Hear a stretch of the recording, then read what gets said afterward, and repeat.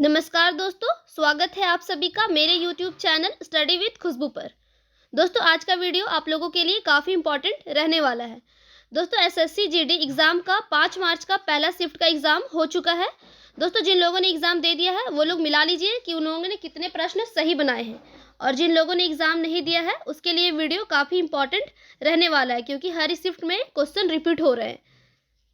दोस्तों चलिए वीडियो को स्टार्ट करते हैं। पहला सवाल है, राष्ट्रीय खेल दिवस कब मनाया जाता है। दोस्तों ये सवाल पूछा गया था, राष्ट्रीय खेल दिवस कब मनाया जाता है। तो इस सवाल का सही जवाब हो जाएगा 29 अगस्त। राष्ट्रीय खेल दिवस जो है 29 अगस्त को मनाया जाता है। चलिए दोस्तों डिटेल में जानते हैं कि राष्ट्रीय खेल दिवस क्यों मनाया जाता है। तो हॉकी के दिग्गज मेजर ध्यानचंद के जन्म दिवस पर 29 अगस्त को राष्ट्रीय खेल दिवस मनाया जाता है। दोस्तों हॉकी के जो महान खिलाड़ी थे मेजर ध्यानचंद, उनके जन्म दिवस पर 29 अगस्त को राष्ट्रीय खेल दिवस मनाया जाता है।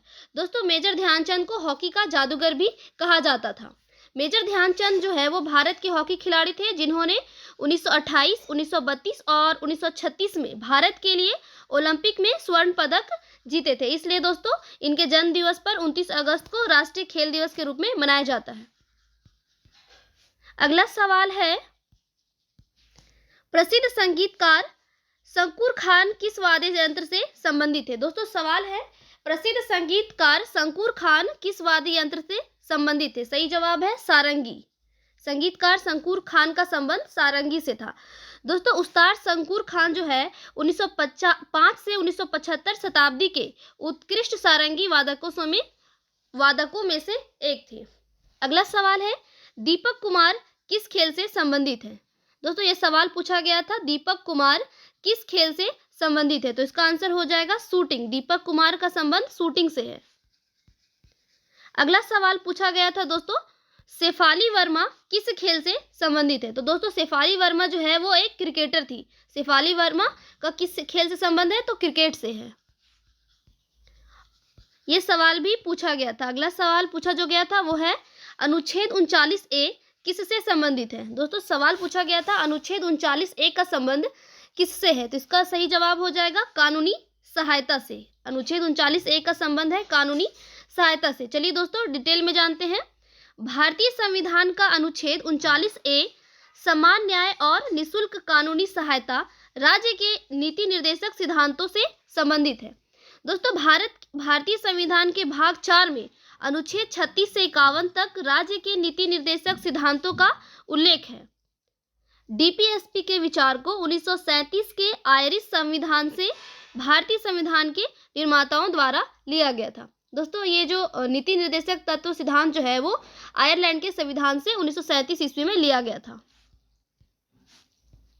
अगला सवाल है, छठी पंचवर्षीय योजना का कार्यकाल क्या था। दोस्तों सवाल पूछा गया था छठी पंचवर्षीय योजना का कार्यकाल क्या था। तो इसका जवाब हो जाएगा 1980 से 85। छठी पंचवर्षीय योजना का कार्यकाल था 1980 से 85। दोस्तों डिटेल में जानते हैं। छठी पंचवर्षीय योजना ने आर्थिक उदारीकरण की शुरुआत को चिन्हित किया, मूल्य नियंत्रण समाप्त कर दिया गया और राशन की दुकानें बंद कर दी गई। अगला सवाल है, भारत में हरित क्रांति के जनक कौन थे। सवाल है, भारत में हरित क्रांति के जनक कौन थे।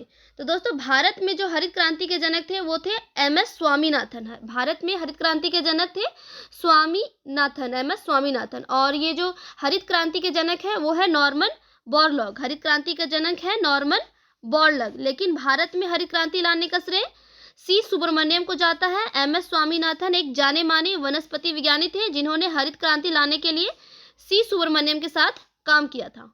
इसलिए एमएस स्वामीनाथन को भारत के हरित क्रांति के जनक के रूप में जाना जाता है।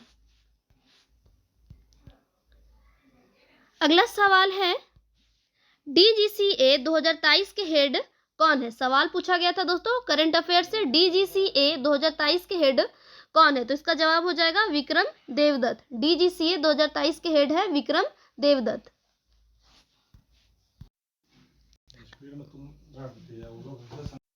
अगला सवाल है, आर्य समाज की स्थापना किसने की थी। ये सवाल पूछा गया था दोस्तों, आर्य समाज की स्थापना किसने की थी। इसका सही जवाब हो जाएगा स्वामी दयानंद सरस्वती। आर्य समाज की स्थापना स्वामी दयानंद सरस्वती ने की थी? दोस्तों आर्य समाज की स्थापना स्वामी दयानंद सरस्वती ने 10 अप्रैल 1875 ईस्वी में मुंबई में की थी। मुंबई में की थी। किसने की थी आर्य समाज की स्थापना? स्वामी दयानंद सरस्वती ने मुंबई में 1875 ईस्वी में की थी। दोस्तों एक और सवाल है जो पूछा जाता है कि ब्रह्म समाज की स्थापना किसने की थी? तो ब्रह्म समाज की स्थापना राजा राममोहन ब्रह्म समाज की स्थापना 20 अगस्त 1828 ईस्वी में राजा राममोहन और द्वारिकानाथ टैगोर ने की थी। याद रखिएगा दोस्तों, ब्रह्म समाज की स्थापना राजा राममोहन राय ने 20 अगस्त 1828 ईस्वी में की थी। अगला सवाल है, अम्बुवाची का मेला कहाँ लगता है? दोस्तों सवाल पूछा गया था अम्बुवाची का मेला कहाँ लगता है, तो इसका सही जवाब हो जाएगा असम में। अम्बुवाची का मेला कहाँ लगता है दोस्तों? असम में लगता है। डिटेल में जानते हैं। असम के गुवाहाटी में स्थित कामाख्या मंदिर में 22 जून से वार्षिक अम्बुवाची मेला लगता है। हर साल 4 दिनों के लिए लगने वाले इस मेले में हर साल हजारों की संख्या में श्रद्धालु पहुंचते हैं।